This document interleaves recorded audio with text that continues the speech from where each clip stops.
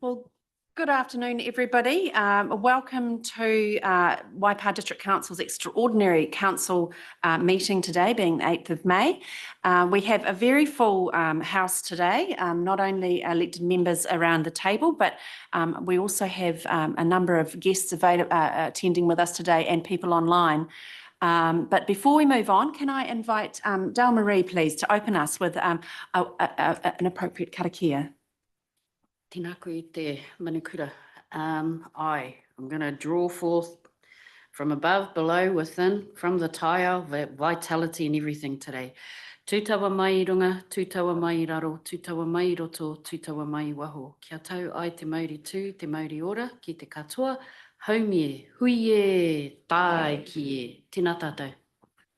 Kia ora, thank you so much, Dale Marie. I think we'll need every ounce of that.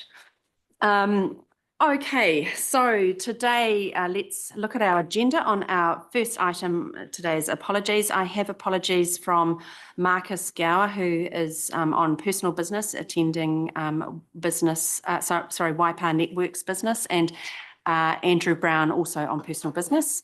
They're the only two apologies I've received. I also have, although not to be recorded, obviously, a deepest apology from Chief Executive Steph O'Sullivan. She is not at all well, and she's absolutely gutted she can't be with us today, but we send her best wishes in recuperation. So those two apologies there. Lou?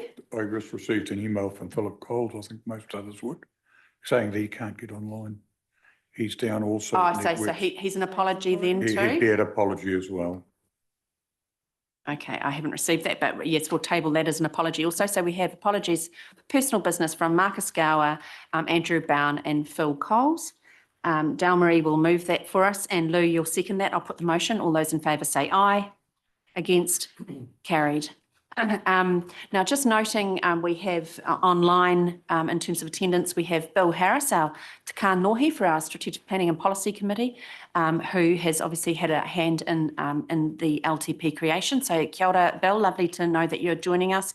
Ange Holt also is online. She's the chair of our Te Awamutu Community Board, and I note the presence in the gallery there of Joe Davies-Colley, also Community Board Chair from Cambridge. So welcome to you all.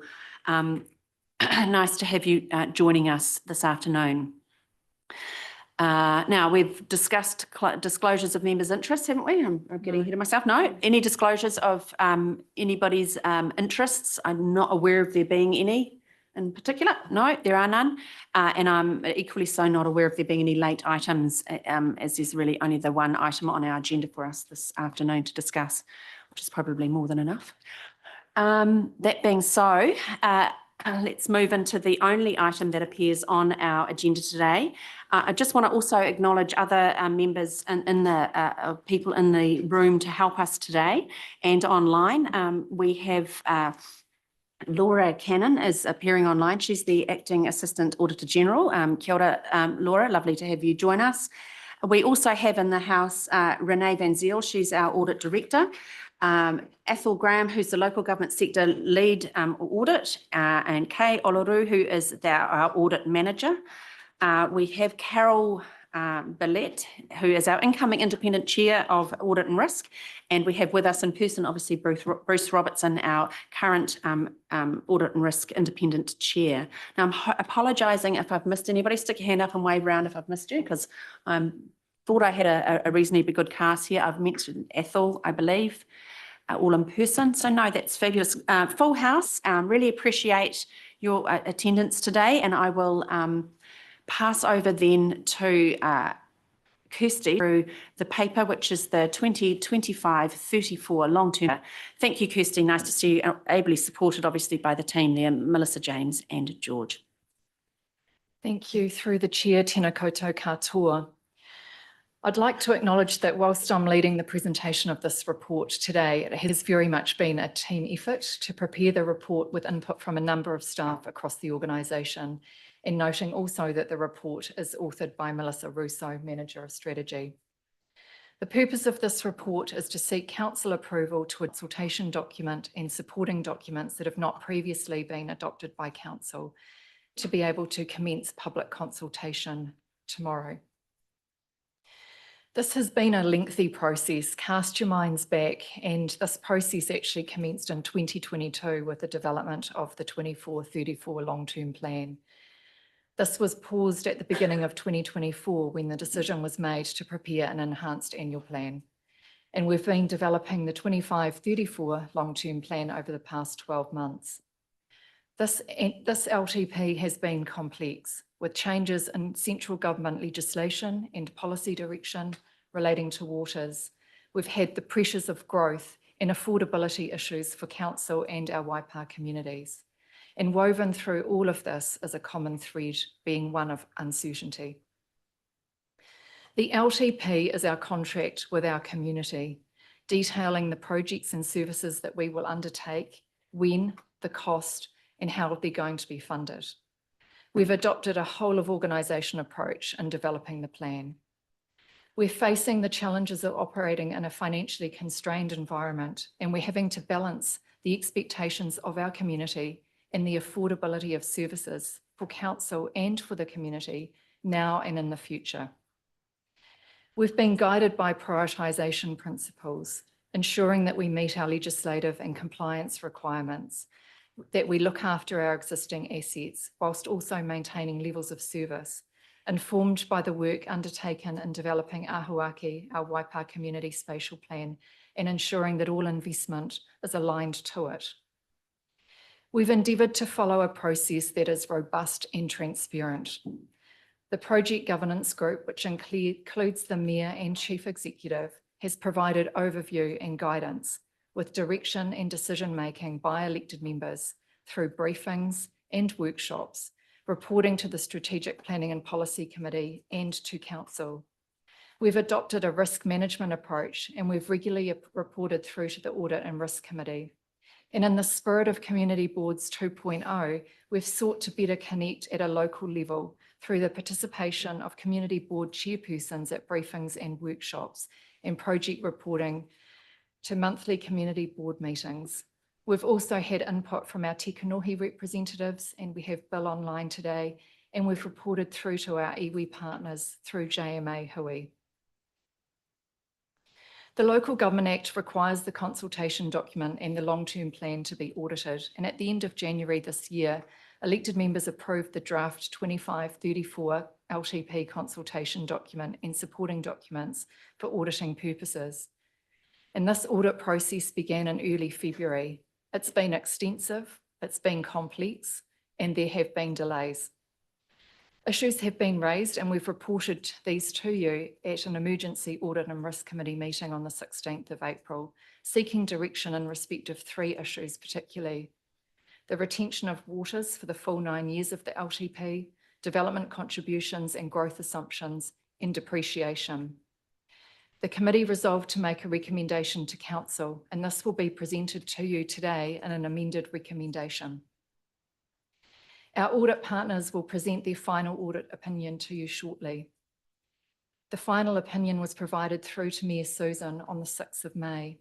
It is an adverse opinion, with the basis for that being the assumption over water services assets and the assumption relating to population growth, household occupancy rates, and industrial development.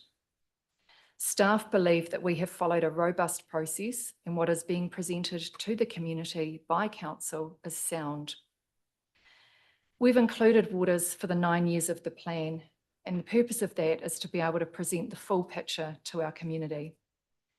It's acknowledged that we'll be undertaking a separate consultation process on Council's future model for the delivery of water services in parallel with consultation on the LTP. We don't know what the outcome of the consultation on the future water services delivery model will be.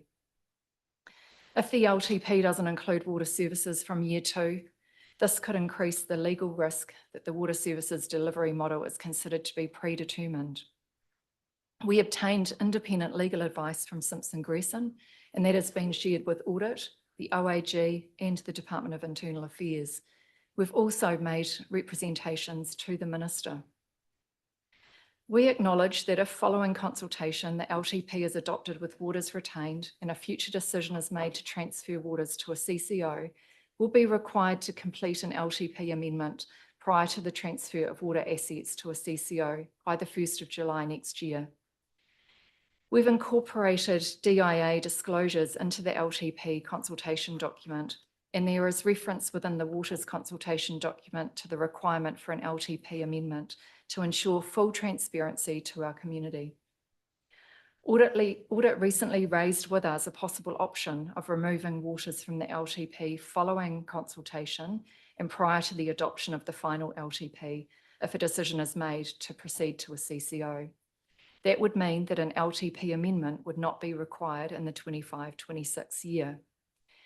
Believe you me, this was an option that was fully explored, noting that it is possible that in 25-26, we will be required to undertake an LTP amendment and an annual plan, whilst also progressing the development of the 27-37 LTP within a reduced 2-year timeframe.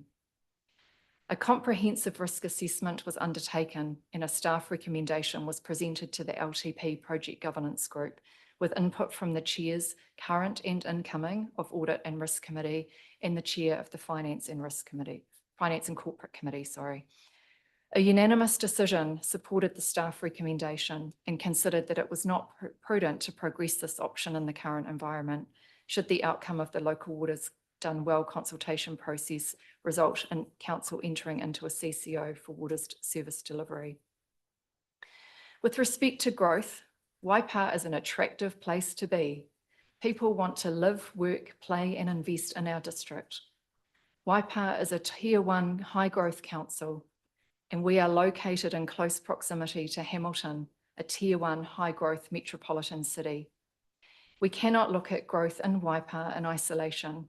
We have to look at it in the sub-regional context. There are reports that evidence an inadequate supply of land for industrial development in Hamilton, and Waipa is and is likely to continue to experience increased industrial development. We see that particularly at the airport precinct and at Hautapu. Detailed information has been shared with our audit partners relating to our growth strategy, the future development strategy, spatial plans, fast track applications currently in train, plan changes, resource consent applications, and development agreements. Growth predictions cannot be based solely on population growth. Te Nera at the University of Waikato provide population projections for Waipa and also all of our future-proof council partners. And we've shared these with audit, but also we've had updated population projections from Professor Michael Cameron of Te Nera in March of this year. I'm now going to hand over to James Graham, our acting CFO, to ask him to speak on these matters, and then I will come back and speak with you about the recommendation presented to you today. Thank you very much, Kirsty. That was very comprehensive. Afternoon, councillors. Just quickly adding maybe a little bit more flesh into what Kirsty has been saying, and that is, I really want to highlight the uncertainty involved in where we are today with the formation of the water services entity. The Waikato Waters Done Well entity is not going to be formed until the 1st of July 2025. It's 2 months away. And we as a council, subject to community consultation being approved, won't transition until the 1st of July 2026. So as Kirsty mentioned, we looked very carefully at running a parallel process to see, to see how we could look at removing the waters through that process, because obviously, we do want to try and avoid doing back-to-back LTPs, and that's not ideal. So there was a big carrot there for us. We came to the conclusion that the financial risk and the uncertainty in arriving at assumptions on what the entity would look like and how it would operate in the future were just too high. So if I give you an example, at the moment, we're still talking about the shareholder agreement, what that looks like. We're still talking about what debt transfers. I just had a conversation last week about, would we do the waters billing or would they do the waters billing? So trying to model that into what a future Waipa District Council would look like and what the entity would look like is just too many assumptions and too high risk. And I believe that wouldn't be the best thing for the council. And I couldn't hand on heart sit there and say that we would 100% get that modelling right.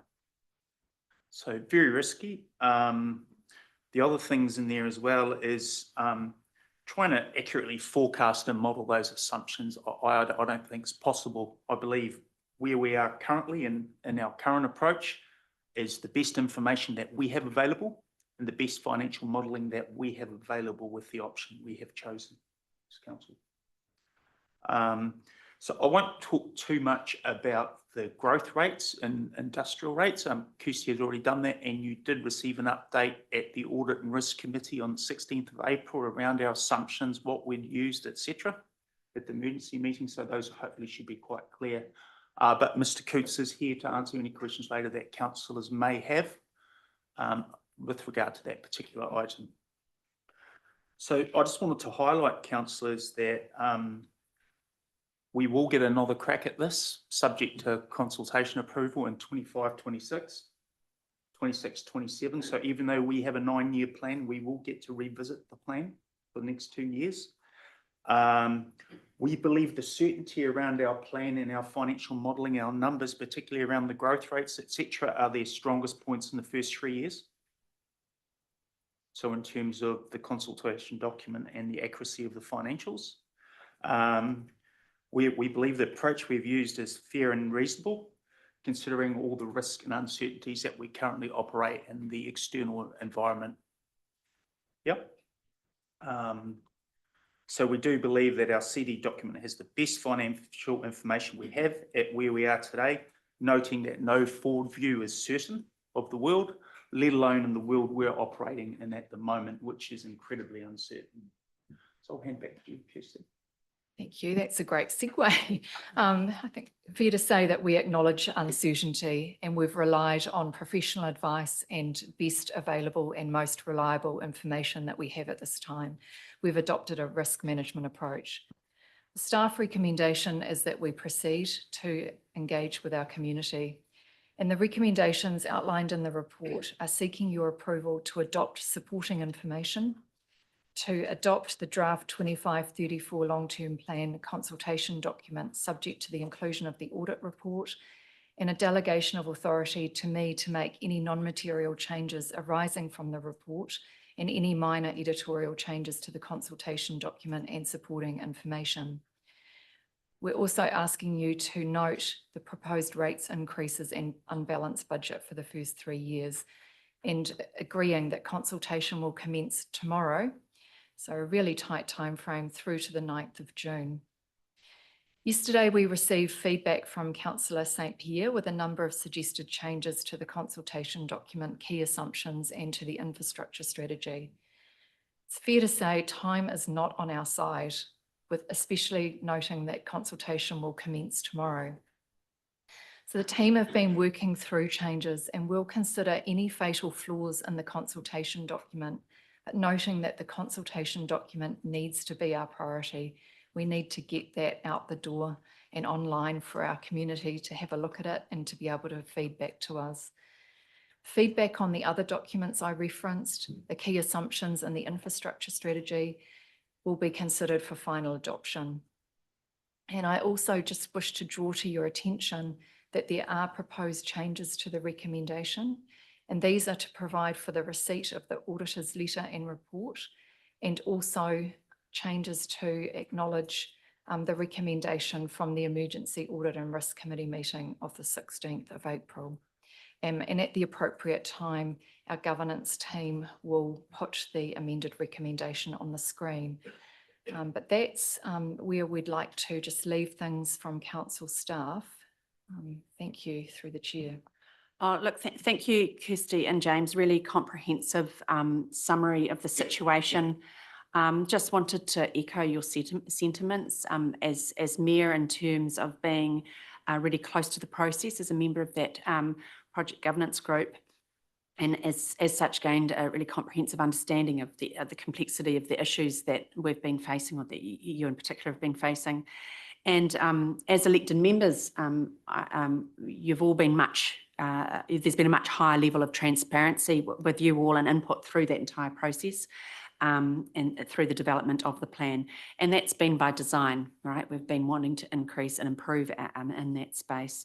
So look, despite what you've flagged as being a prolonged and intense, exceptionally large amounts of work together with our friends from audit, we haven't been in a position to reach agreement on some significant matters or some matters. And I guess I just want to reassure the room and anybody listening that this hasn't come as a complete surprise. You know, we've been carried through this journey. Elected members were aware that we made a call to include the waters. It was our call right from the beginning, and it's a pretty central bone of contention, I guess, from which a number of our differing views have cascaded. And we made that decision for good reason, and I still stand by those decisions. Look, so without any further comment from me at this point, I think it might be appropriate to invite Renee perhaps and supporting team, if you so choose to have them. No mai, haere mai, ki te waipa, take a seat. Really welcome your conversation with us today. And I guess before you start, Renee, I just really want to acknowledge your willingness to work together with our team and to try and get some really good outcomes across the line. I know it's been an audit like no other for all of us. And there's a really complex and unique environment that Waipa finds itself in right now. So I just wanted to thank you for your efforts to help us get there. So look, the floor is yours and look forward to hearing from you. Thank you very much. Thank you for having us. We've been asked to be available today if there's, any questions or, if we can help through this process, which was kind of the direction we took throughout this audit. It's not an ideal position we are in as auditors today, and I just want to make that very clear that an opinion like this is not lightly issued. It's a lot of careful consideration have gone into this. And professional consultation have been undertaken within our organisation, Audit New Zealand, but also with the OAG's help in reaching these conclusions. So the audit was originally planned to start to finish only cover a month.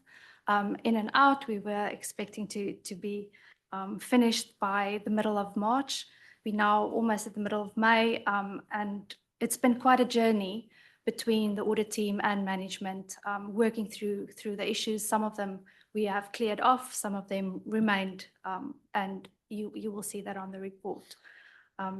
So in our report, there's two specific matters that's remaining. So the one is the local waters done well, that Kirsty and her team have summarised quite well, where the expectation was from an audit perspective that the modelling would be done based on the preferred options that you've got in your preferred position.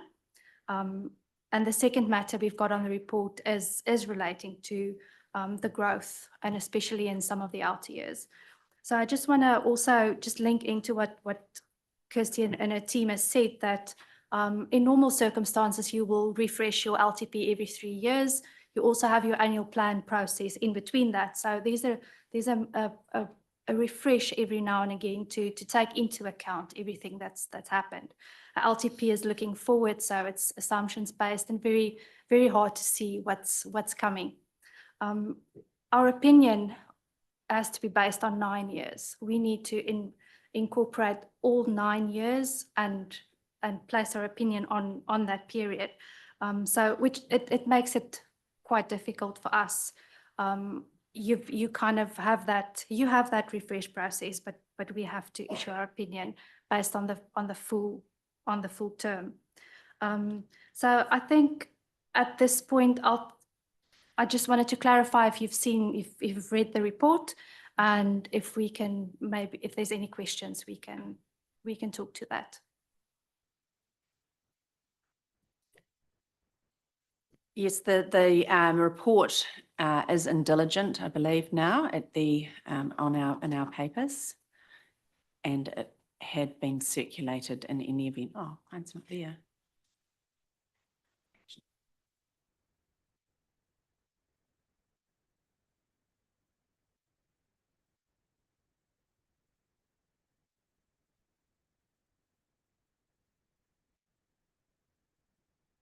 Sorry, Kirsty, could you just say those numbers again? I haven't got it on, but I've got hard copies. So.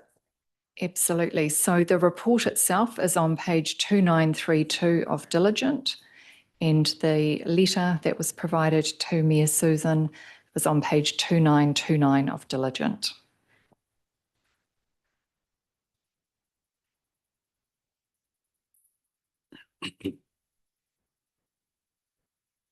Does everybody have those? Because for some reason it's not appearing in my documents. I think, or maybe it is. Oh, past that. My apologies, it is there. It's just not on a hot link.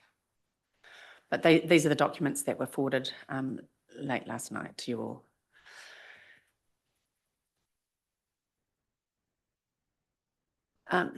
Can I perhaps invite Bruce to, as our chair, independent chair and advisor of our Audit and Risk Committee, obviously been very much involved in the last 3-month conversation with our team and yours, perhaps to make some comments. Bruce, the floor is yours. Thank you, Susan. You noted that Carol was online. I suspect Carol might not be. She had to go to a meeting. So if she's not there, I carry her apologies. Although the comments I'm about to make, I have actually discussed with her. So I think hopefully that's you're hearing the voice of your 2 independent members on the committee, on the Audit and Risk Committee as we look at this. This is probably the worst opinion I've ever received. And I suspect it's probably the worst you've ever given, to be honest, Renee, and it's a difficult day.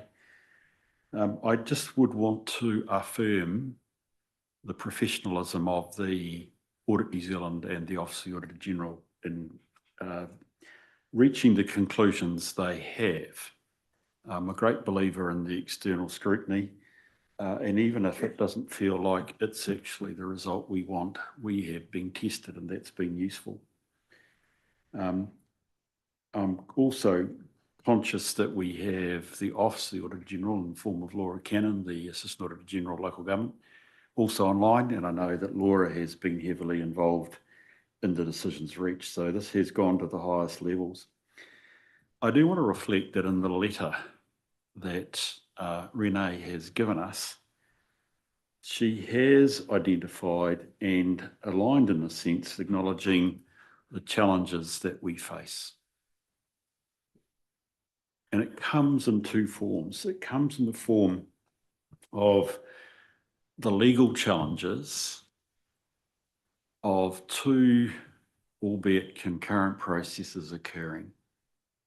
The need to do a long-term plan, and we chose, for best reasons made at the time, to do a 9-year plan this year rather than the 10-year plan last year. And that comes with challenges that we are pretty well all used to. And then under the Preliminary Arrangements Act, we have the current concurrent requirement to consult over 3 waters options. Now, it's been quite clear, and this is really a key part of the opinion, that the auditors see the 2 are related, and to some extent they are. We have expressed a preference through the consultation on 3 waters to move assets and indeed the operation off our balance sheet. Their argument strongly is that we should reflect that also in our Local Government Act consultation around our long-term plan. I just want to reflect a point that I think you've made, Susan, that we were made aware of this not only by Renee, but actually through our discussion with our legal advisors early in the process. And you will recall we all had to make a call as to where to go. And you have been consistent that you have the community in mind in making that call. And that view that you wanted to take to your community was one that was unfettered, and giving them the opportunity to come and say, we do, or in fact, we don't like what you are recommending. And there was a very real sense from all of you that you did not want to appear and in fact be predetermined in terms of that discussion. Now that's clearly ongoing. And so you come up against the need to adopt a CD this afternoon. So you have made a call, and to be honest, to the extent, and I'm obviously part of the voting team, but actually I understood that and agreed with you and support you with that decision that you actually made. So I just want to reflect, that was important. The advice, the legal advice was, be careful about predetermination. But most positively, you wanted to give and are giving your community an open run at talking with you about Three Waters reform.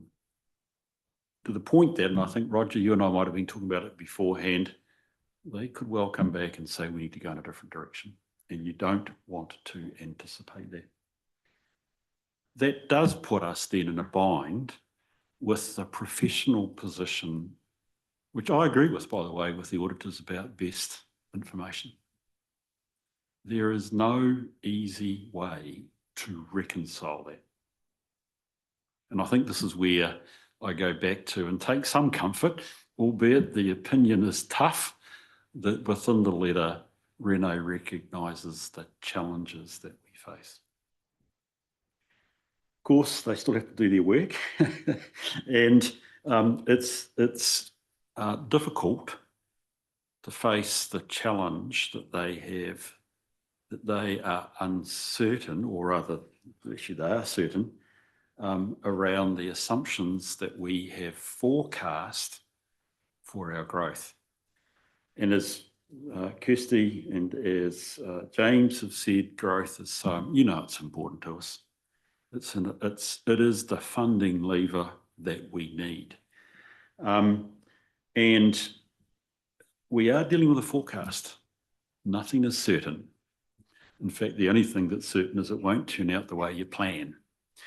Now, having said that, and that sounds a wee bit like I'm trying to slide away from the fact that actually the auditors are saying that we have got it in effect wrong. What I would want to reflect in is a comment that is both in the letter and indeed you've made already this afternoon, Renee, the impact of the differences that we have around growth primarily affect the outer years. And I'm going to express a personal view here that the problems with the outer year in the current context that we face, in fact, the sector faces, and James, you've talked about what is the water model really going to look like? How's it going to affect our costs? What decisions are we going to make those outer years really problematic for a whole bunch of reasons, not just the least, what is the growth you're going to face as effectively a tier 1 council? It does mean that there is relatively more certainty over the earlier years. Quite frankly, those earlier years are the ones right at the moment are the most important to your community, while you also have the concurrent discussion with them about Three Waters options. So as you grapple with this, and I'm conscious you want to ask staff a few questions, I want you just to reflect on that. You have had the community in your mind, actually at the centre of your attention as you go about this. You want them to have an unfettered discussion with you about Three Waters. Yes, you've got to try and give them a picture about the next 9 years, and we've been found to be using the wrong colour in that picture. But I want to reflect that actually a lot of the consultation that you will have with your community will be about years 1 and 2. And then by the end of year 2, guess what? You'll have a new long-term plan. So I'm just trying to give a bit of perspective while also acknowledging the professionalism which Renee has brought to this, where she has said she has to put an opinion across the whole 9 years. And it's a difficult problem these days. So I think that's probably where I'd like to, sorry, one other question, one other comment, Susan. I think we have to acknowledge that in adopting this CD and receiving the opinion, we have a substantially bigger hurdle of communication with our community. If we had an unqualified opinion, it would be a lot easier. So I think we need to be cognizant that in this confusing, both legal and accounting challenging circumstances, as we adopt the CD and indeed go out to consultation tomorrow, that we try and provide as much clarity for our community in light of both Renee's opinion and also what our intentions are. Happy to expand on that, but thank you, Susan. Thank you, Bruce. I've got sort of some comments that I wanted to add that are pretty similar. I get the sense, or not I get the sense, I actually know that we've prioritised the transparency and openness with our community over perhaps what could be considered as strict adherence to what could be perceived as rigid accounting standards. I guess we're local government people, we're not auditors, I suppose. So we sought and received, as has been mentioned, legal advice from Simpson Grierson that was pretty unequivocal and very clear in relation to inclusion of water services in our LTP. We followed that advice. And then in late February, you may recall that I raised the conundrum we faced with the Minister, both in person in Wellington and by subsequent correspondence. Given that we were essentially looking to attempt to give effect to the local water done well legislation. We subsequently received a bespoke disclosure statement that was to be included to account for and explain why waters were included. That was drafted by DIA for us. So from where I'm sitting, I had the view that we were, and I still have the view that we have done everything that we possibly could in that space. We're really in a unique and wildly unprecedented, I know that's a stupid word to use and it's overused, but we actually are. There are not too many people around the country who are in a similar situation as us, but a very unique situation.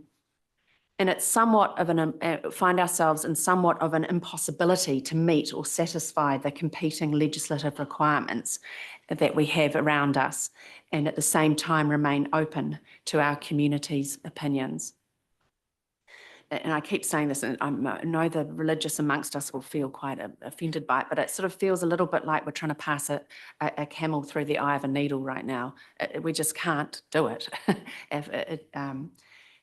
I feel like we had the choice of two very uncertain landscapes, and you'd preferred we'd taken one, and we actually have taken the other. So yeah, look, I won't elaborate any further, but look, I echo Bruce's sentiments in terms of our gratitude for your work and the professionalism in which you've fulfilled your roles here in this body of work. So look, I will open the floor now for questions from elected members of you if they require clarification. So yes, floor is open. Anybody interested? Claire. Thanks, Your Worship. I really appreciate auditors being here today and for us to sort of dig in a bit deeper to some of the detail around the comments that are expressed in your opinion. And I also appreciated the words that you've given us, Bruce, actually, and I think, yeah, you summed it up really well, that I think that around the table we have had a genuine desire not to be predetermined, to allow an open conversation with our communities, but in choosing that path, yeah, it's meant that we've sort of created a bit of a difference, yeah, from the auditor's approach. I just wanted to understand a bit more around the statement that you've made that you were looking for the best available information at the time to satisfy your requirements, your standards. And I think that relates specifically to the growth story. And I just really appreciate understanding in more detail what specific information that you were referring to or that you had in the back of your mind, really, because I've been around this council table for, I think, 3 LTPs now, and I felt that the approach that was being taken to provide that evidence base, certainly for the growth aspects of the budgets, and that was pretty similar to previous work that was done. So I was a bit surprised that you were saying, well, you know, it's falling short of what you were expecting. So just be really helpful for us to understand in more detail what particular information that you were, you know, looking for, or the quality of the information. Yeah. Yes, thank you. Through the chair. The growth matter that we've mentioned in our report, and I can maybe just, I think it's going to be a bit of a theme today, just refer again that it's the problem came in from years 4 to 9. So it's the outer years of the plan. It's not a quality of information situation. It's Waipa is a high growth tier 1 council, as we've discussed. So there is a high variant growth assumption that's made, and included in that, in the modelling that's done, there's also additional growth factors that's taken into account. So when we do our audit work, we look for sufficient evidence to base, you know, whatever's been modelled. And in the revenue, the DC revenue specifically, also a little bit on the growth side for the rates, in those years 4 to 9, the growth was just to such an extent and such a step up extent that we couldn't substantiate that with evidence. So it's not all the revenue, it's not all the growth. It's just that over and above portion of what we could substantiate and what not. And that's what's coming through that opinion. Also, just to note, the local waters thing run through this whole opinion and through all their findings, because a lot of these matters, the growth matters, have got links to your waters. And the opinion, as we stated very clearly, the expectation was that waters would be out. That will influence all of those modelling, and will, you know, if when waters are taking out, it might as well just be that all of those matters are resolved through that anyway. And something else that I understand is the occupancy rate, because it was mentioned in the letter that, so like, I suppose at the moment we've got average number of people living in one of our residential properties is probably like 2.8.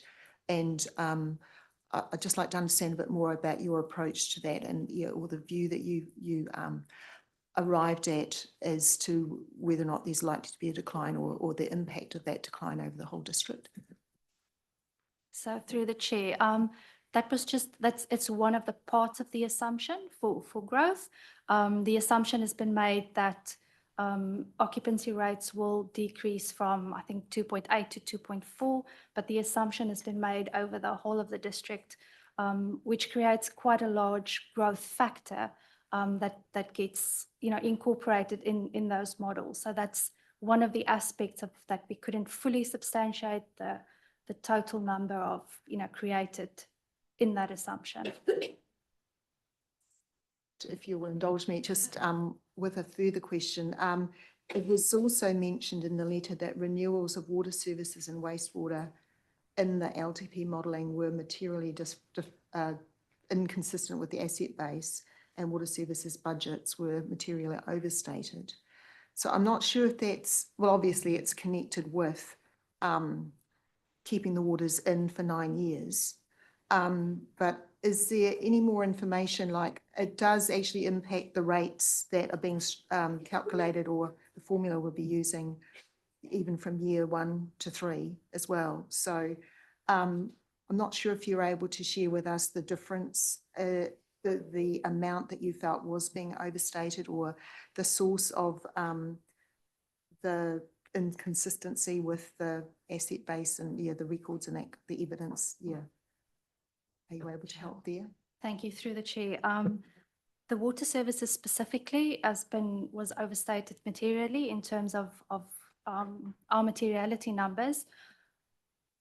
The underlying information to the LTP contained the original entity B unconstrained budgets, and that was included in this LTP modelling, which taken the infrastructure strategy and financial strategy, those two didn't correlate with each other.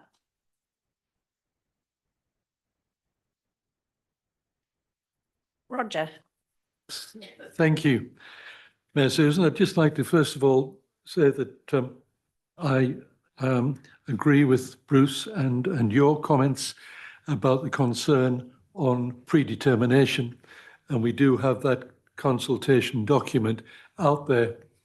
But I'm wondering whether part of that challenge is because in terms of the national situation on water's done well, I think it's been acknowledged that Waikato is in fact ahead of the game in terms of the discussion and the decisions that have been made over the options that individual authorities have been taken.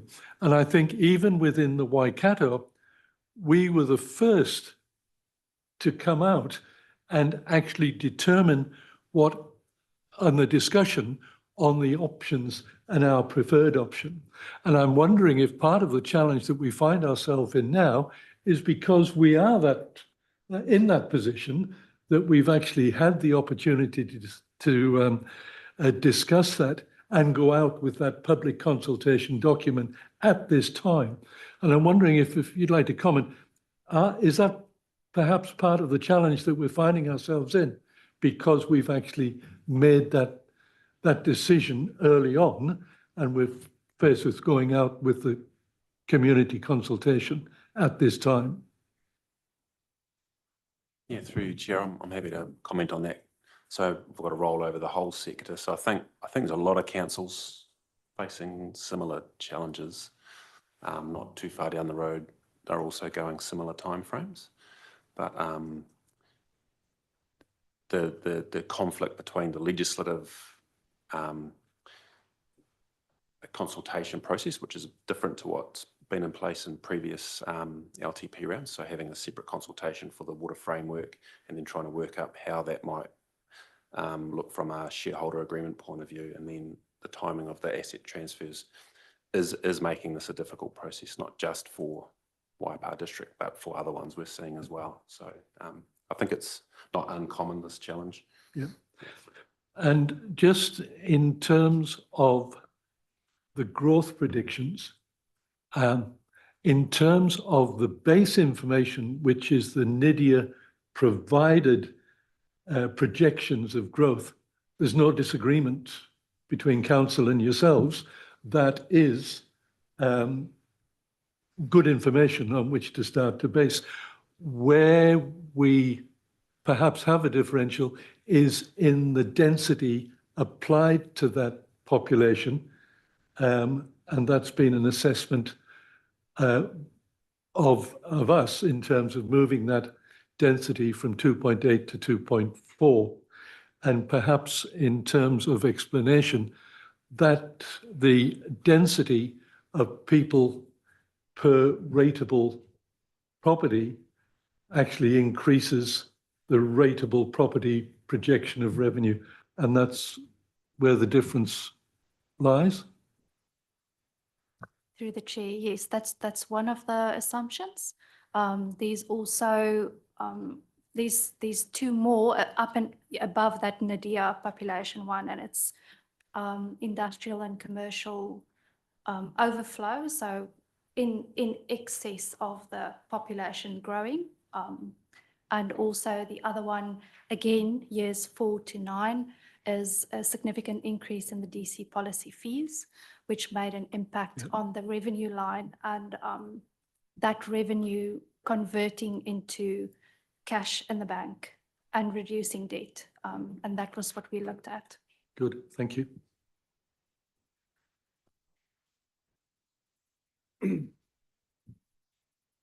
Mike. Thank you, through the Mayor. I listened to all the talk, and there's nothing I don't agree with so far. And some of those questions I had also that have been really well answered. And thanks to Bruce too, you gave a really great summary there. I'd rather be sitting here than sitting there, sort of. But what I've got here is assumption 1 is what I was to talk about. of leaving waters in or leaving waters out of the LTP. And what comes to mind is the chicken or the egg and who comes first. And that answer is still being debated. This is known as a casualty dilemma. And I think that's sort of what we're in here. By taking waters out of the LTP consultation document, as you Audit New Zealand desire us to do, one could argue flies in the face of democracy. It assumes council is right and doesn't need to value genuine consultation or feedback from our community. By us rightly leaving, and I believe rightly leaving, it in our LTP consultation document leaves it up to the community to give us the feedback and the steer on whether they want us to be part of a CCO or Waikato Waters done well or not. We have an opinion, however, on that, and our opinion as a council is we think we should be in it. But we have not predetermined the outcome of what will potentially be by far the greatest financial and strategic decision that this council will make since its inception in 1989. So I understand what you guys have had to do, but I am comfortable that on that point, we have made the right call for our community. Thank you, Mike. Really well articulated and a point of view I share. Any other questions? Oh, Monty. I'd just like to follow Mike's point. I want to make one extra point on waters being in. We've talked about predetermination quite a lot. There's another aspect to why this should be in that's important to me, and that having it in, it shows the shape of our waters business going forward. And it particularly shows a affordability squeeze coming on as the years progress. And for me, that's very important for the public to understand that, because without it, we're asking them to choose or to comment on our preference to go with a waters entity in a complete vacuum.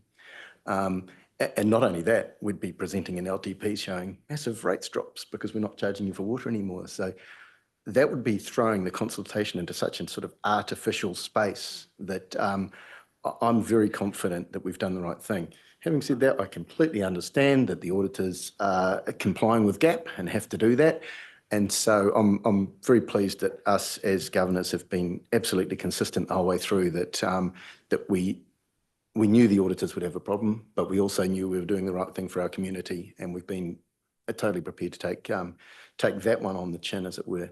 The second point on growth, really, my questions have been answered well, and I appreciate what people have said before me about this. This is mostly an outer years problem. It's mostly talking about uncertainty, and you don't have to sit around here for long or understand much about the finances of this place before you realise that growth, catering for the growth for our capital program and the DC recovery are really key parts of our financial story. And I mean, it's not great to be receiving this adverse opinion on this matter, but it just reinforces to me again how key those points are, how fluid and uncertain that future is, and what a very close eye we have to keep on it. So I take great comfort in the fact that we are doing an LTP amendment, which will be audited, and then only 2 years away, another LTP, because these are really key things for us to keep an eye on. So look, not great to hear it, but in a way, you're not telling us anything we don't already know. So look, that's me. Yeah, thank you, Monty. Any other questions for these people while we have them before us, before I invite Kirsty to come back to potentially address some other issues? No? No? Excellent. Hey, look, I think you've heard the sentiment. It's pretty clear around the table here. We are grateful for your professional diligence in terms of the time you've spent with our team and the production of a report and letter, which I can tell by looking at your faces was not fun to write. But to Monty's point, no real surprises in it. And we do take a significant level of comfort knowing we have, and to use James's words, he gives, to get to adapt to the climate next year. Yeah, thank you very much for attending today and for your collective wisdom in getting us to this point. Thank you so much. Kirsty, can I invite you back? Thank you.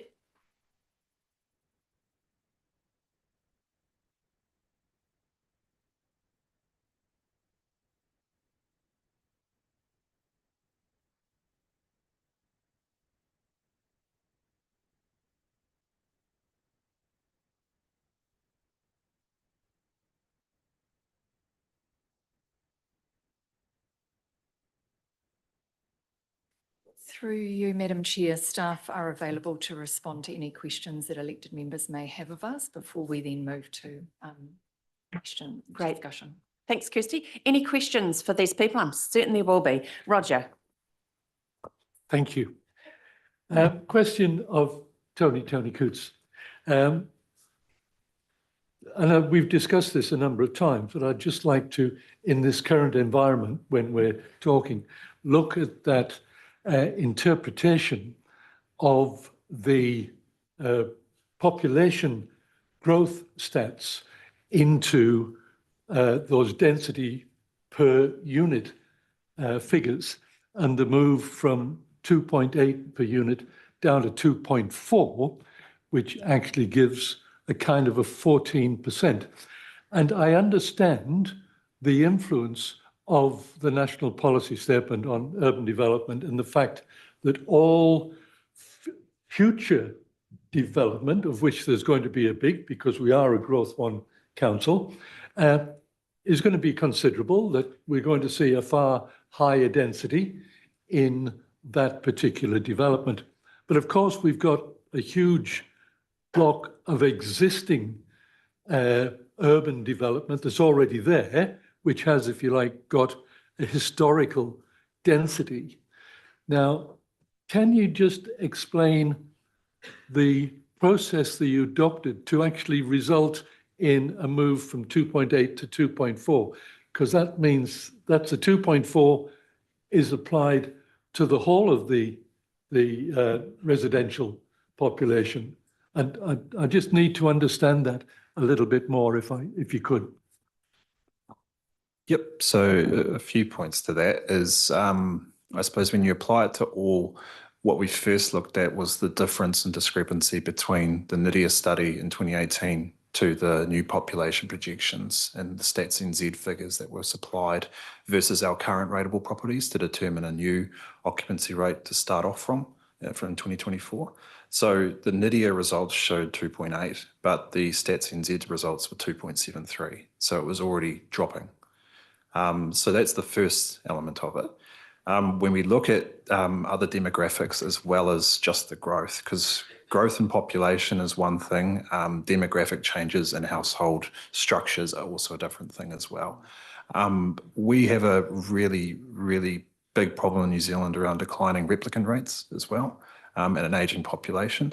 So those are two other massive factors that come into play when you're talking about occupancy rates of buildings. So it's not just the shift of people coming into the main district areas where 2.41 is applied to the actual house, but that's not density. Density is separate to that. That's the average square metre section size. It's where they're coming into those properties, who's backfilling the properties that they were coming into. Because a lot of the times we're seeing a lot of retirees come into the city centres because they're the ones that can afford to buy the properties. When the people are coming into those later properties, they're not coming in at the same replicant rate that are coming in that space. So it's a balance of not just, you know, what we had in terms of the NIDIA projections to now showed an already declining occupancy rate. It was looking at, okay, well, what's that difference been between those two already, and how sharply has that already decreased? So all of those factors went into in terms of the assumption around that occupancy rate reduction. And applying it to the total is fine. If you don't apply it to the total and keep that occupancy rate for the existing quantum out there, you probably need more HEUs because your density and your occupancy rate goes further. So you would need more houses, and then in turn that could generate more revenue or spread the revenue across. But in essence, even if you're spreading the revenue across more houses being developed, it's revenue. It's different to the actual houses. There's a counterfactor as well. Yeah, there's kind of moot points between all parts in terms of what you do. So it's a matter of time more than anything. Yeah. What we've seen, particularly in Cambridge, but also in TA, is the growth in the retirement village population. Now that has been quite phenomenal. You know, when you look at now, we've something like 10 or 11 retirement complexes, which is making quite a substantial part of our population. That's had an impact as well on density? If you look at all growth cells that are active, there's typically someone trying to either put a retirement village in it or discussing a retirement village versus due diligence. They are simply, there's so much demand for them, given the aging population that's already on us. So yes, it is a factor. It's a factor of occupancy, not necessarily a factor of density, because you can fit more villas in at a lower demand profile. It doesn't impact necessarily the issue where we have in terms of the density process, because you are still getting essentially the same level of density in retirement villages that you do to standard residential, if not more density, because you've got commercial complexes or dementia wards, etc. And I'm assuming that you've outlined all of those factors in terms of your response to the concern over the density factor? It's only been brought to my attention the query on the 2.41 occupancy rate through the last letters. So there may be some updates to that assumption specifically, but in terms of the timeframes that we have for consultation, I don't think it's something that will be able to be added in and slotted in under such urgency. It may be something that we, through our communications, can provide at the same time, and happy to work with our comms team on an appropriate communication line with that. Oh, that's good. It's good for us to hear that you say that, because that in fact could moderate some of the position if you can justify why there is that distinct reduction in density. Yep. And also, we've had a number of recent plan changes, particularly in terms of the industrial growth. You're confident that those changes in the plan change will actually affect the industrial growth within Waipa? I think that's one of the reasons for some of the confliction, is that because we've been quite conservative with it in the first 3 years and not attributing industrial uptake and pushing it all out to that those later years, I think that's one of the points. I feel it's not necessarily an issue around capacity. It's an issue around timing, around when we decide to get that uptake. The first 3 years, we've tried to be really conservative with what we know is on our books. That's been abundantly clear, and I think Audit New Zealand have been pretty clear in terms of being accepting of what we've got in years 1 to 3. It's a matter of timing and how that timing is going to be spread across the years 4 to 9. And in terms of that, future LTP refresh, there's only going to be more certainty when we get through these very uncertain times. And that gives me a lot of confidence, because obviously being involved in the plan changes as well and being aware of some of the economic forecasts, then I'm certainly of the opinion that we are going to see considerable industrial growth, not only at Hautapa, which is what I'm involved in, but also in the Northern Precinct, which is going ahead quite considerably. So thanks, Tony. Thanks, Roger. Claire, did you have any questions? Yes, I'd love to ask Tony a few more questions about the DC revenue. Like you mentioned that you've been pretty conservative in your forecast for the revenue in those first 3 years, but my understanding is that there's quite a spike after that, and that in itself, raises a question, well, is it likely to be a spike, or is it going to be a wave that should have been spread out a bit further, over more years? It'd be helpful to understand, what your thinking was and setting that high level of revenue at that particular point in time. I mean, just picking up on what Roger said, I understand there is quite a delay from when you get the zoning change for industrial to when you actually get the infrastructure starting to be put in the ground and things like that. Yeah, and when the DCs actually give you the money. Yeah. I'll try and keep it high level, but it is quite a detailed question. So I suppose the first 3 years are based off active consents. what we're assuming is that with the new rates that we have, that will reconcile year 1 to 4 in terms of issued consents over those 3 years to help justify that revenue line that comes in later. So we'll have a better understanding of the timing and understanding of what's been issued with the newest rates to give you a more fair and accurate representation of the years 4 to 9 and the timing that will come in. What that timing of years 4 to 9 is the remaining capacity within our live zone growth cells. And that's spread over actually years to 10 as well. But what you're seeing in this is year 9 is what we're showing you in the LTP or the community. So essentially what we're showing is that capacity being met. And what we've got is taking all that historical revenue or historical issued DCs, which at the time of when we started the forecast was 67 million. I believe we're somewhere at the $82 million mark at the moment. So there is already some that's already been issued that will have to be drawn into the new assumptions as we move through the next annual plans and LTPs. It's essentially just outlining that most of that revenue we expect to see in the next 3 years based on the timing it's been on our books. So when we get through the next sort of cycle of years 1 to 3, we're starting to expect some of that revenue to come in with the higher rates and more of it being defined in our areas where we've actually invested in. So it's pushing growth and articulating and funding and enabling the growth to occur where we want it, but it being also recouped by the people that are developing there.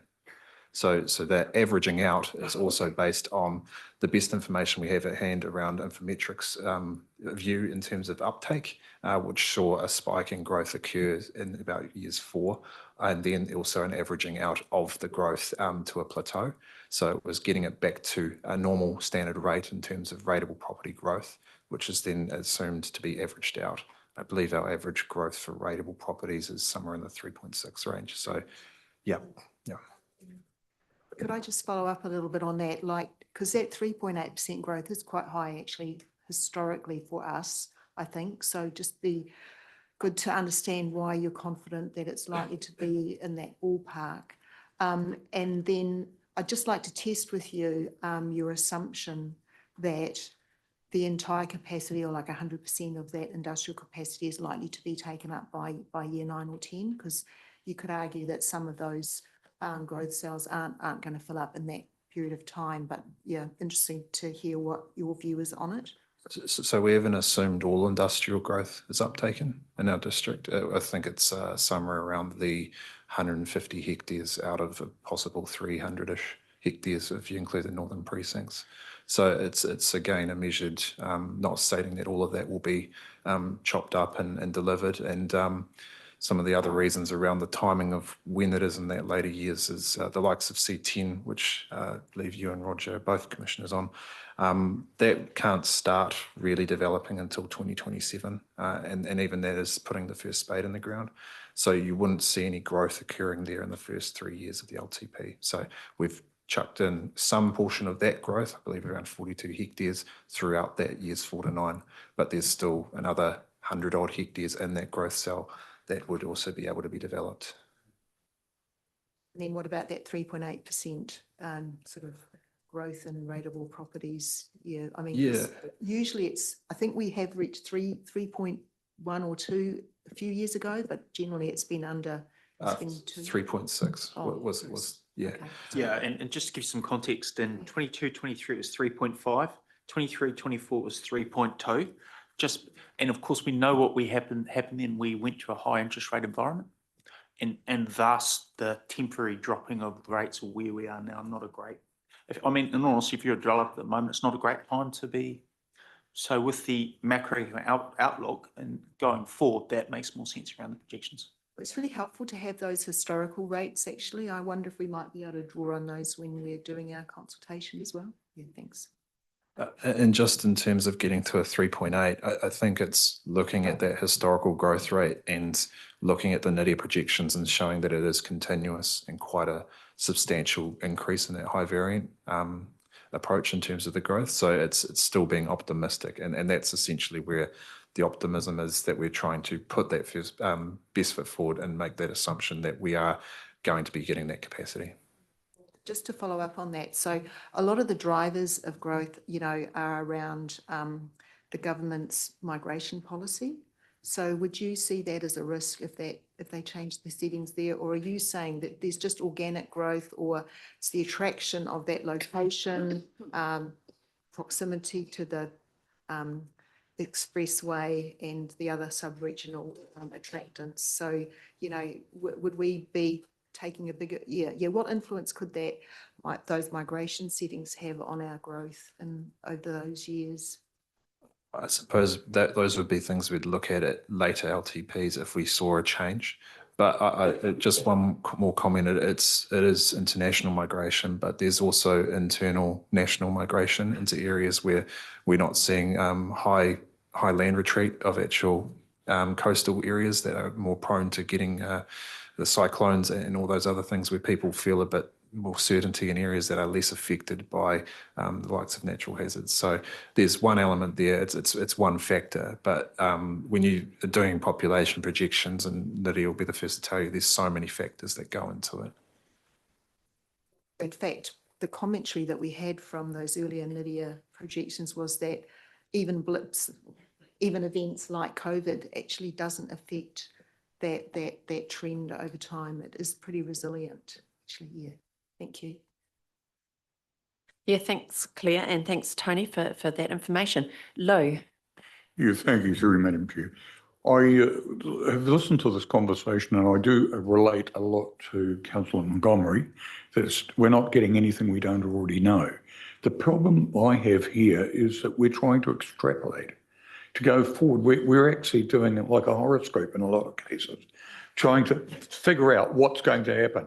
And as our financial officer stated, we're living in a time where virtually the economics are changing week by week, not month by month.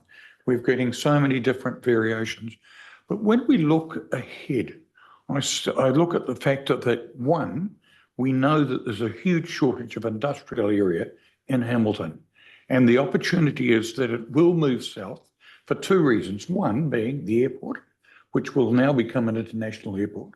And two, the huge inland port that is being built right now. And that will actually attract an incredible amount of infrastructure.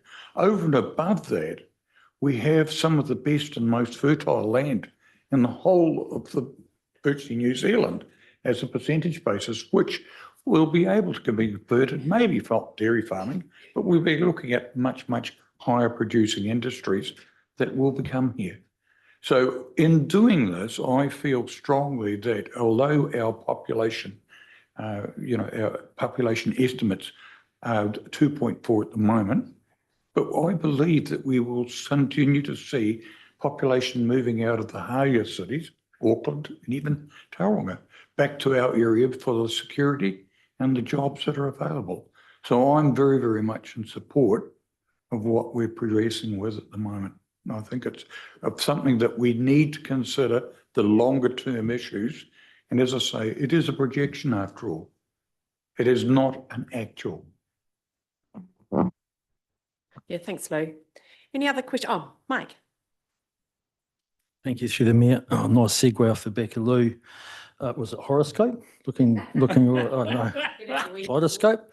Firstly, I love the cut of your jib, James. I love that suit, is fantastic. I'm going to talk to you after this. On a more serious note. There's a bromance, a budding bromance. Hey, a couple of things. First is, and it's been talked about in maybe some other meetings we've had, but the mahi and the work that's gone on by the finance team that have left and that are still here. And we've all acknowledged that in different ways, but to let the community know too, like it's not just 40 or 50 or 60 hours, it's been, and it's not just 1 or 2 weeks, it's been months of trying to keep the folks here behind us sort of happy or at least informed to come to the conclusions. So yeah, on behalf of the whole community, we know the work that's gone in and we've seen it, not just what you've expressed, but sometimes how you've expressed it in the stress that the organisation's been under. So hey, firstly acknowledge that. The next one is back when we did last LTP, what we got is the OPEX and CAPEX figures. And as a relatively new councillor at the time, found them really, really useful, to be fair. a little bit bamboozling because the font was so small, etc. But they were actually useful. And look, and the reason I bring it up is because last time we probably had 3 or 4%, 5% rate increases. This time, we're obviously looking at significant. I know we're going to consultation, and I guess it's been prepared in possible readiness to cut our cloth. Not that we want to do that, but if we need to, of actually having a bit of time to look at these figures in the background over the next month or so, just in case the public come back and say, hey, great to consult on all this stuff, but actually 15.5% is go back and try and do better. And at least I think we might be in a position, rather than look at this in a month's time, to actually have a bit of time to digest that. So just your thoughts on that. It's not new, James. It has been done before, but it probably is a bit of a different request. Some form of briefing pack is what you're talking about? Yep.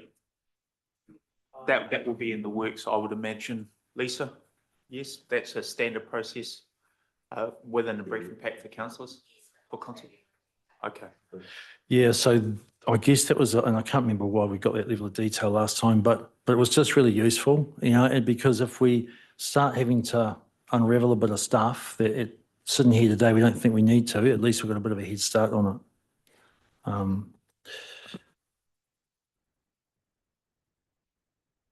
Any other questions for Kirsty, James, Tony, George, or Claire? So I don't know if this is the right point in the meeting, because we've been talking about the adverse audit opinion and then sort of exploring and digging into some of the supporting information in that. But I do have an issue with the consultation document. One of the comments I sent through earlier was the fact that there's no specific information around what I would see as quite a hefty increase in the water and wastewater charges and what's behind that. So, because that's a large component, in my view, of that 15.5% increase. So I felt there was an omission that if it wasn't stated, certainly in the early pages of the consultation document, it's not really being upfront and transparent with the community. So that's my personal opinion. So I'd be struggling to be happy with just approving the consultation document as it stands at the moment. That's a pretty important thing for me. And I don't know if this is the right time, part of the meeting, to be talking about that, because have we finished with the audit opinion? Yeah. How about we resolve that? I mean, it's hard to sort of park something like that and then come back to it. I think it's important we address it right now. And then perhaps once we've done that, we'll just check that we've had sufficient discussion around the audit opinion and then open for more general comments. Can we just George? have a couple of minutes just to discuss this with the team? Because we just want to make sure what we're responding with is correct and feasible. Sure, George, great idea. Let's have a quick adjournment for about 5 minutes. Is that fine? Would that be sufficient to get clarity? Thank you, that would be great. We shall return then 2:33.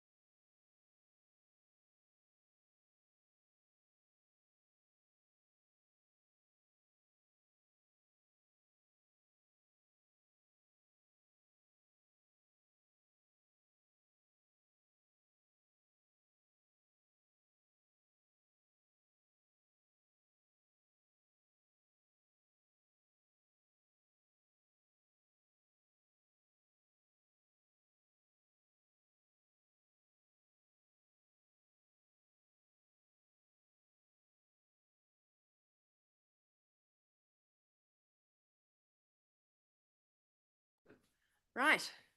As per usual, my 5 minutes became 8. I'm not very good at telling the time. Excellent. Right. Now back. And who am I going to throw to here? To you, Kirsty, to address the issue or question raised by Councillor St Pierre. Through you, Madam Chair, thank you for providing us with the grace of some time to be able to discuss that as a team and with our audit partners. We can amend the consultation document to include a short narrative relating to those changes. However, there are some flow-on impacts that we just need to draw to your attention. That will impact on the designing and printing of the document, but also, and quite critically, audit will need to have a look at the changes that are made. What that means is that it will have a flow-on impact in terms of our ability to be able to commence consultation tomorrow.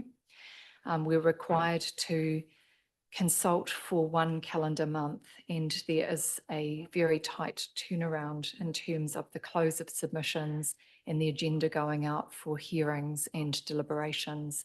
So we will, I guess I'm signalling to you that there may well then be consequential changes to the dates for hearings, deliberations, possibly not. We'd need to also look at then the impact in terms of the date for adoption.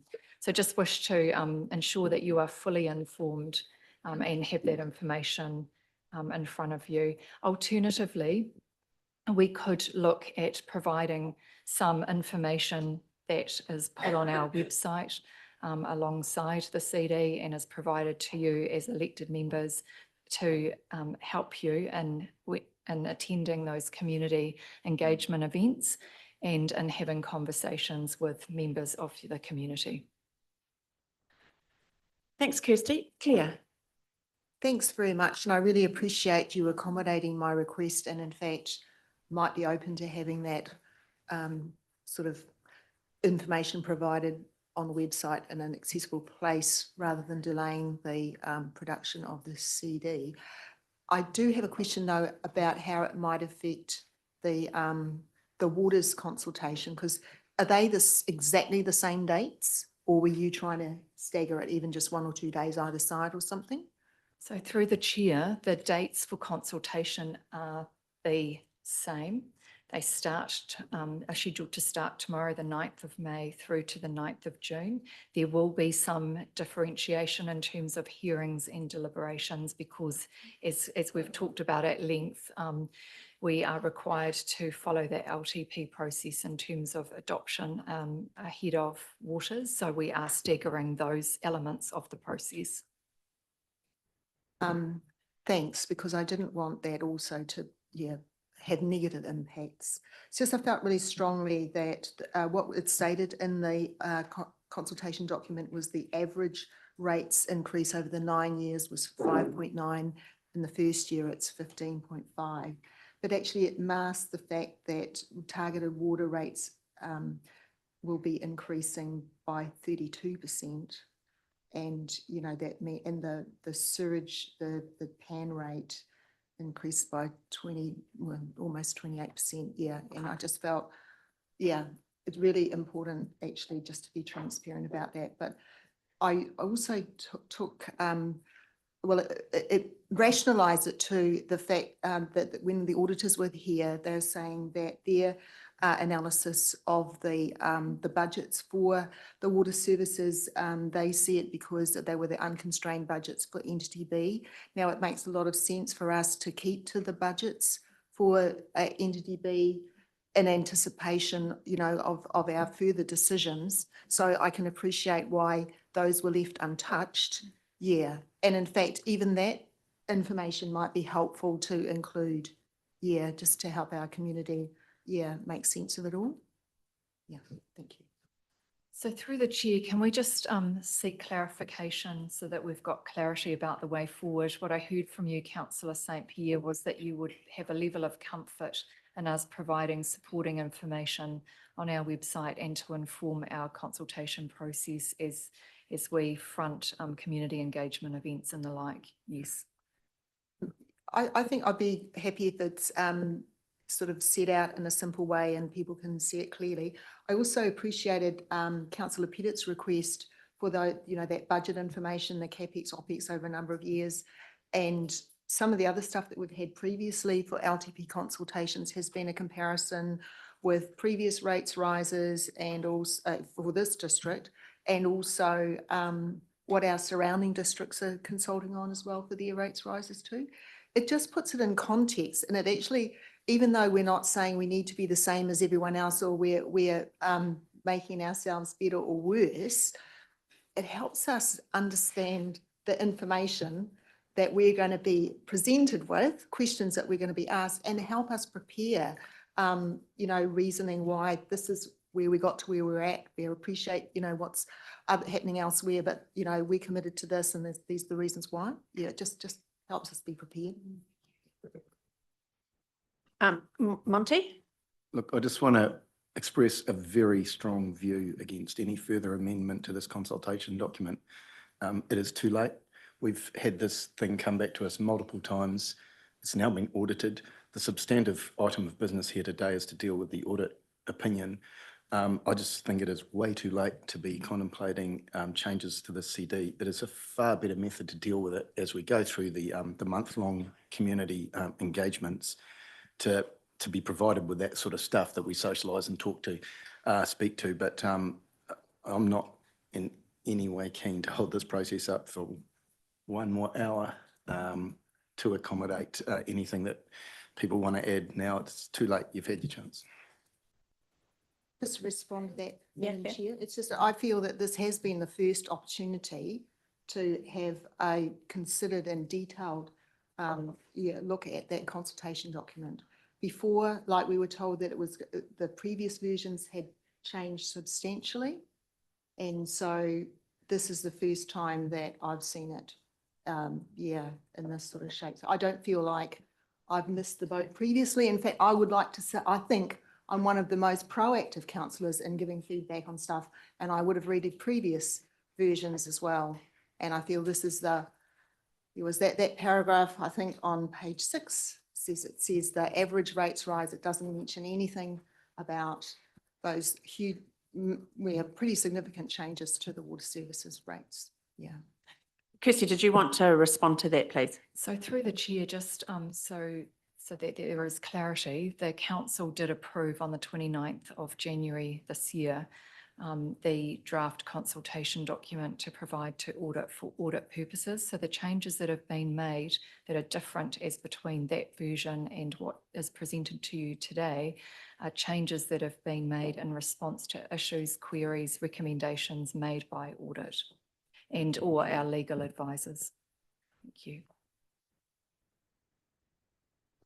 Thanks for that clarification, Kirsty. Look, I would have to agree with Monty on this piece. If there is a further collateral information that we can provide in the course of our community engagement over our long-term plan, then perhaps that's the space for some of the stuff to feed into. I would feel rather uncomfortable with further changes, and not the least of which, because I'm certain that our friends audit in the room would want to have a look at those, and we simply do not have time for that. So I hope you find some comfort in that, Claire. But with that issue addressed, can I move to you, Liz? Look, I just wanted to support Claire's request for some of that background information just over the coming weeks. This is for some of us our 4th LTP. In fact, Bruce, this might be your 5th or your 6th one. Anyway, you get into a bit of a pattern and you start to understand what your community is likely to ask of you when you've been through this a few times or around the block a few times. So I have found it extremely helpful to have CapEx and OpEx spreadsheets, but also the comparison with other councils, similar size, just to kind of, usually we're not too different. So expecting there might or might not be some changes in that space this time. So I just want to support that, not suggesting it has to be with us tomorrow, but at some point it would just be useful for us to start working through that information. Thanks.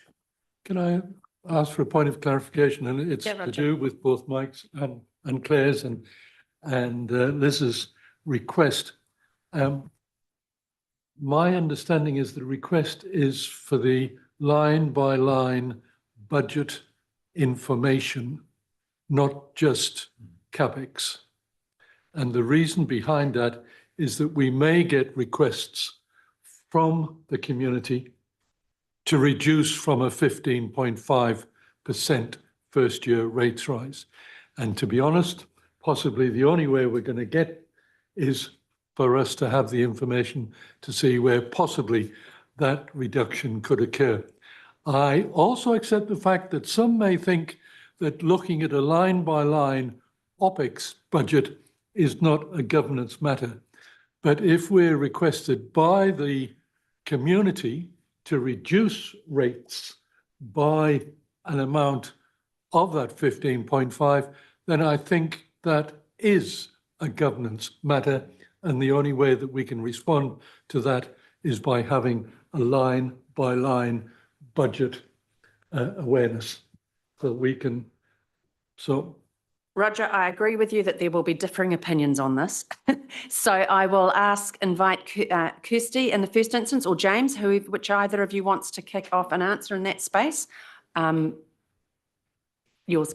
So through you, Madam Chair, my understanding is that previously we have provided OPEX and CAPEX budgets to a project level, not down to a line-by-line level. And I don't know whether these you'd want to add to that. Yeah, no, that's right. But we take the point, councillors, is some things will come out of the blue. The rate rise is high. We've listened. Reach out to us. We will help you. I mean, just the language is talking about making fundamental decisions about programming and delivery and things like that. That's not a decision, I believe, that can be made in isolation. So you've got time to work with us to go back. So I would have the messaging to the community, oh, that's pretty significant. Can I come back to you? And we'll work with you. Obviously, we'll support you as well through the consultation processes in terms of the meetings and things as well. So I don't think you're going to leave this room and you're going to be, let loose, in terms of not having support from us. So just a clarification, there's no intention to give us the line-by-line budget information? No. So sorry. Put that to a vote, Madam Chair. No, can I just clarify? Mayor Susan? So what we're saying is absolutely happy line by line in terms of our OPEX and CAPEX project lists. I'm absolutely happy to share that. What we have spoken historically and been guided by elected members is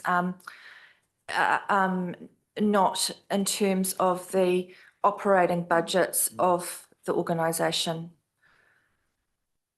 Thanks for that clarification, George.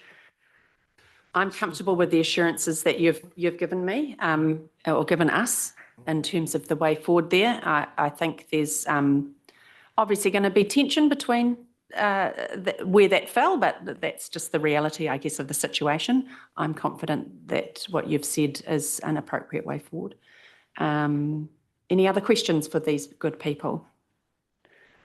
I'd still like that put to a vote, Madam Chair, if it's possible. The request for a line-by-line budget information for elected members to be able to respond. And there's no recommendation before us to that effect, Roger. Okay. Just comment on that. Okay, Mike. No, it's just hear what you say, and for now, that's fine, because that's what we've had in the past. I guess, hey, if it does come back through the consultation that we need to really cut our cloth, then I guess we maybe look at another stage. Yep, thank you. I guess at a high level, at a governance level, our role, if we get that clear message from our community that 15 and upwards is too unpalatable, then we invite our chief executive to go and make some savings of a certain amount. I don't believe it's our role to start saying this line's wrong, cut that, because of the interconnectivity with which our entire work programs are constructed. If there's an appetite to reduce, we invite those reductions to be found. We don't highlight and make those reductions on a line-by-line basis as governors. And I know that there be some people around the table who want to potentially step into doing that, but I have a very clear view around our role as governors, and it's well supported, I guess, in terms of being best practice. But I really look forward to seeing those line by line in terms of project figures. We have received them in the past, but if there is a very clear message from our community that we want, that they won't stomach those rates, then we need to invite our chief executive to find ways of reducing it. And of course, we all know that means that there'll be trade-offs, and that comes with the obvious outcomes. So look, can I just bring that discussion to a conclusion and jump back to our earlier conversation, just to ensure that everybody who wants to be heard or ask staff any matters in connection with the audit opinion and associated letter. I want to make sure we exhaust that topic before we move back to the balance of the paper and the amended recommendations that we have before us. Can I, because of the criticality of the particular audit and report and the letter, I would really invite those who we haven't heard from in terms of their views to share their thinking with us. I mean, I've made my views relatively well known, I think. I'm confident that we have before us I have trust and confidence that we're having the right conversations with our communities on this, and that we've got the true and complete picture as we know it today. So that's as simple as I see it. So that's my position, but I think we need to be very clear as a elected membership where we all stand. So Monty, I'm going to flick around here. Do you have anything to add beyond what you've already explained? No, nothing further. Dale Marie, can I invite you to share your thinking with us, please, in terms of the report and letter? Tēnā koe te manikura.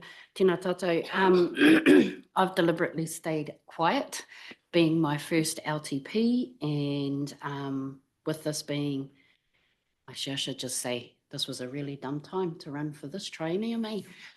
And so, with the complexity that we all know, and we've heard 100 times today, squeezing between changes, differences, legislation, policy, this is the girl at the table who's under siege from coalition government, her and her people. So, hey, get in, let's paddle, let's get this across the line, whatever we got to do. Kia ora tātou.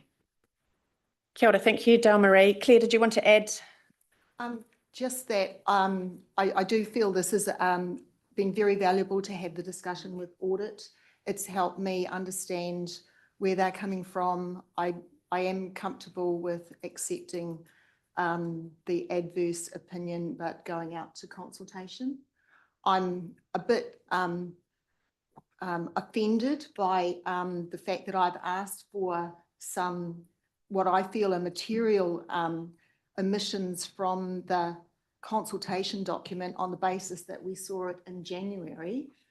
That was a late item, and the item that we've had in today's agenda has, it wasn't a track changes version, and the reason given is that the changes were so significant.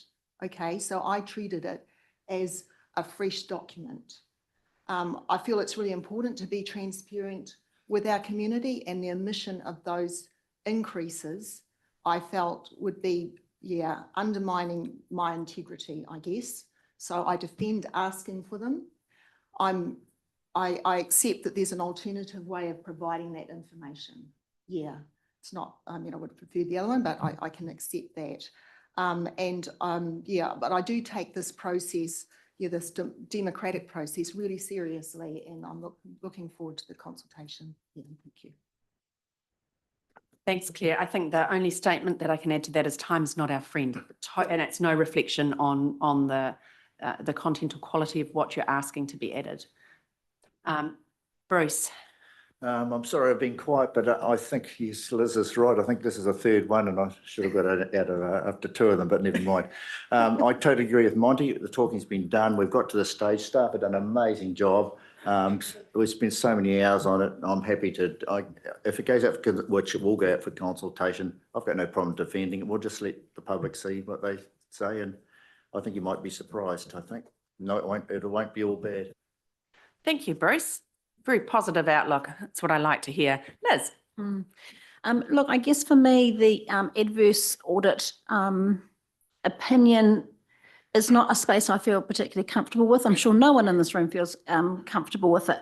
My concern has always been around how our ratepayers will understand it and understand that this is not the end of the world, but it is a space that through consultation and really good discussion over this consultation period, we can help them understand the difficulty that we've been facing over the last few months. And I think it's a really complex issue, and yeah, it's not an easy thing to stomach, put it that way. I know that no one is happy with, I guess, how this has all panned out.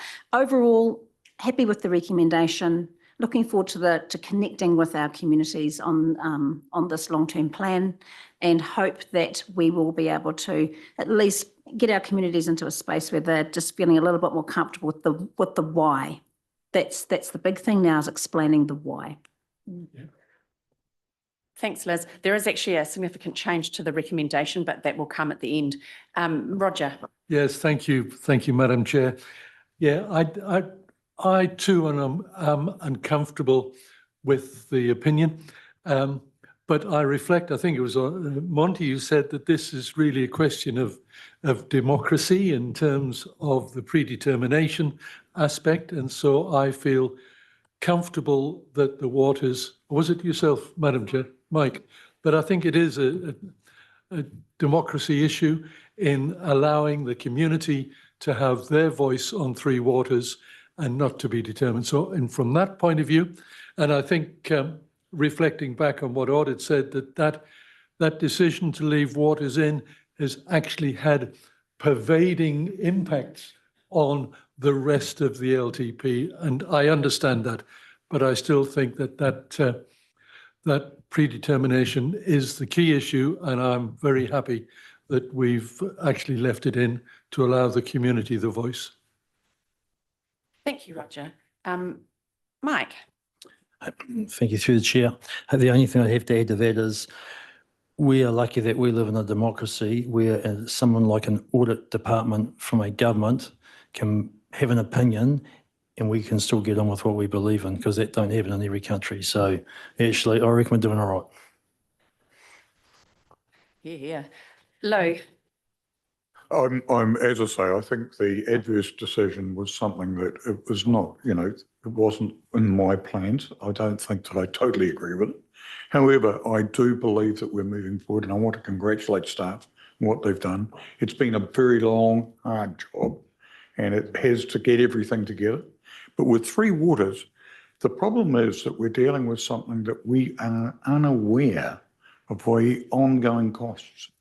We still haven't created the infrastructure or anything yet. And all of that, as I said, is absolutely nebulous at the moment. We do not know.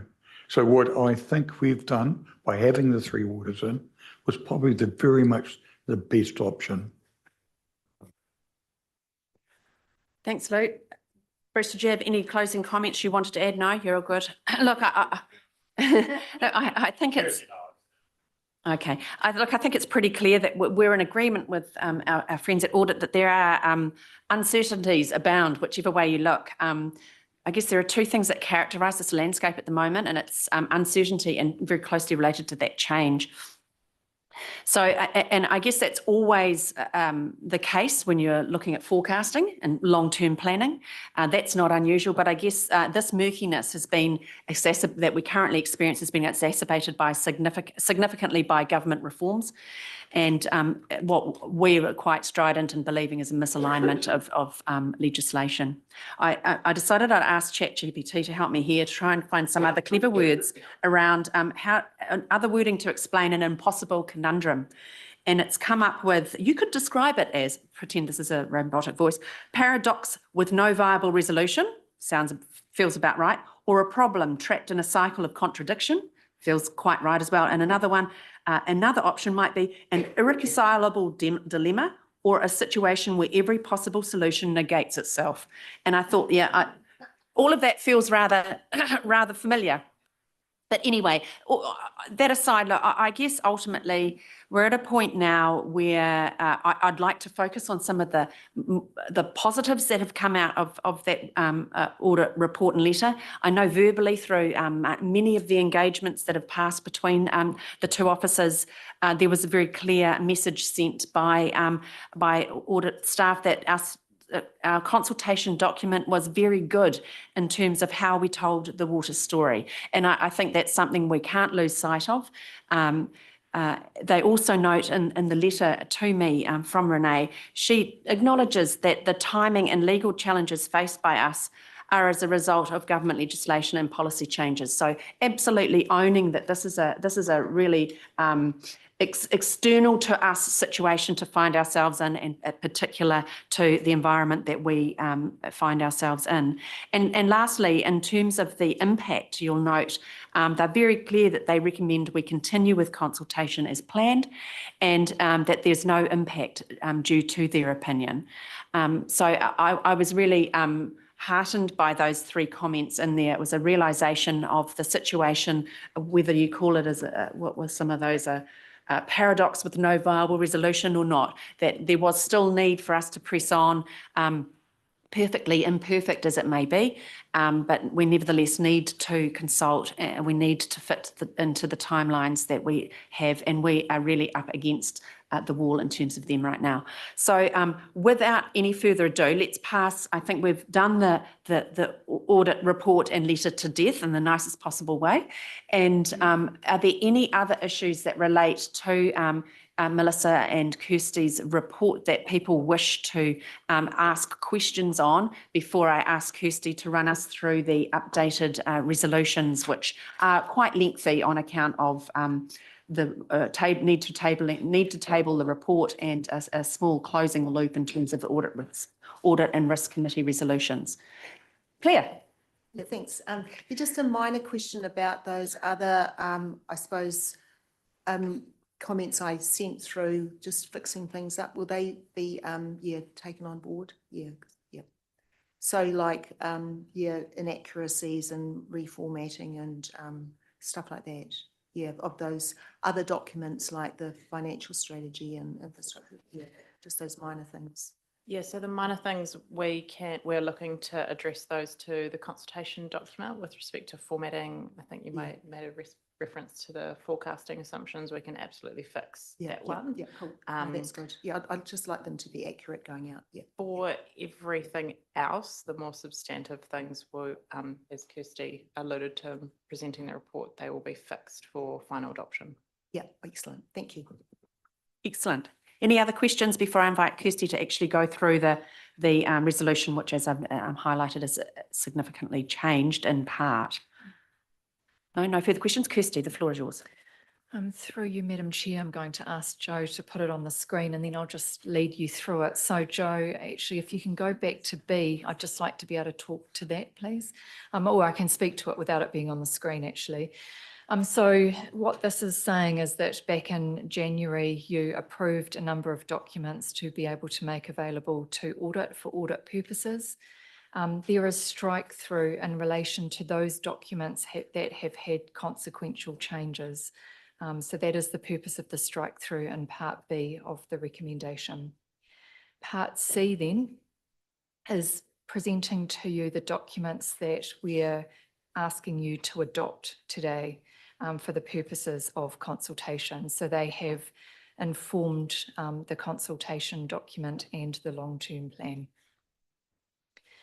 With respect to Part D, that's just then a complete list of the documents that have previously been adopted by you and will form part of the package of information, the supporting information.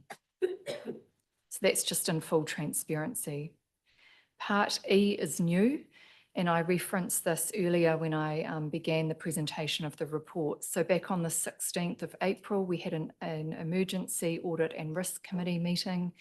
That meeting made a number of recommendations to council. We haven't had a council meeting in the intervening period, so it's important that this is presented to council now ahead of you approving the consultation document and supporting information for public consultation. And that just highlights those three matters that were discussed at that particular time. Part F is now receiving the letter and the report that has been presented by our audit partners. They've been tabled and we will include reference to these in the minutes of the meeting. Part G is also a change, and that's noting that the report provides an adverse opinion, but that staff are recommending to you that we proceed to consultation. And then part H is that we approve for consultation, the consultation document, and then those documents that are listed there as supporting information. Part I is delegating authority to me, and there's reference to a change to auditor's report. And similarly, there is a change to part L, which is referencing a new section of the recommendation or changes to H. I'm happy to respond to any questions that you may have. We've endeavoured to be complete and ensure that we have closed that loop, particularly with respect to that earlier audit and risk committee meeting. Yeah, thank you, Kirsty. Look, I think it's, yeah, obviously it's logical to include that. It's and correct. And it's also appropriate and right of us to include the letter and report and note also the auditor's opinion in respect to the consultation document. So I think it all makes logical sense, but I just canvass the room, see that everybody's quite comfortable with in terms of those changes. Okay. Is there any further discussion people wish to have in respect to the recommendations as they appear from A to L? No? Look, I will move from the chair. I think it's only appropriate to do so as mayor. And I will move it with huge thanks to our entire organisation, because it's been a cross-organisation effort. As you noted, Kirsty, this was started with the intention of being a month-long process, and it stretched into 3. And I also wish to send my gratitude and thanks to my audit friends in the room too and online. I appreciate that, as you'd advised very early on in your presentation, Renee, that this was not issued lightly, and I acknowledge the large amount of work and commitment that your office has undertaken with our own staff to try and get this through in the manner that it has. So I thank you for that. So I'm happy to move. Do I have a seconder in the room? Liz will second that. That being the case, I will put the motion. All those in favour say aye. Aye. Against? Carried. Thank you. I think that deserves a clap in the circumstances. Yeah. Look, I thank you, everybody. That I want to actually just extend my thanks, as I had before, obviously to Renee, Ethel, Ray and Laura, who's online, for attending today. It can't have been easy. And to your point, Mike, that we're so fortunate to live in the democracy that we live in, that you can deliver a bad message, which a lot of us do not agree with, and that we can all agree to disagree and still have a really functioning working relationship, speaks enormously to maturity of everybody here and the fact that we live in a democracy, and we should be proud and thankful for that. So thank you for coming, and acknowledge people who have attended online. If you're still with us, my apologies, I can't see if you're there, Bill and Phil. And Carl. So without further ado, can I invite you, Dal-Marie, please, to close us after a pretty momentous day. Ai, tēnā tātou, tēnā koe te manukura o aku hoa, i runga i te tēpū. ko ngā kaimahi, e mihi ana ki a koutou, ai, te tari o te Audit New Zealand, ai, unuhia ki te uru tapu nui, kia wātea, kia māma, te nākau, te tinana, te wairua. Koia rā ka whakairia ki runga, kia tīna, haumie, huie, tai ki, tēnā tātou. Kia ora, Dale Marie. And with that, our meeting is concluded.